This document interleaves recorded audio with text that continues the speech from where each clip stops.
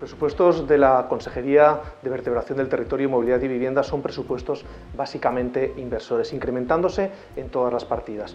Evidentemente, cuando se habla de presupuestos en vertebración del territorio, todo el mundo piensa en carreteras. Hay un incremento en esa inversión ordinaria, se recupera una partida muy importante para travesías en colaboración con los ayuntamientos, que supondrá también una notable inversión, y por supuesto se empieza a plantear ya cuál debe ser el modelo para los próximos 25 años de inversión en carreteras, en un modelo extraordinario, que servirá para acometer inversiones en prácticamente toda la comunidad autónoma.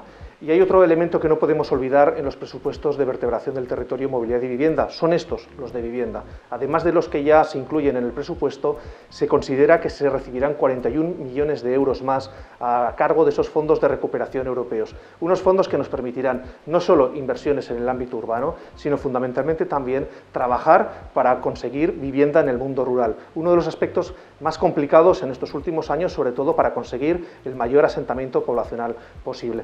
Y sin olvidar inversiones que ya son fundamentales y que vienen ya de anteriores presupuestos, como en el Canfrán o la plataforma agroalimentaria de Épila.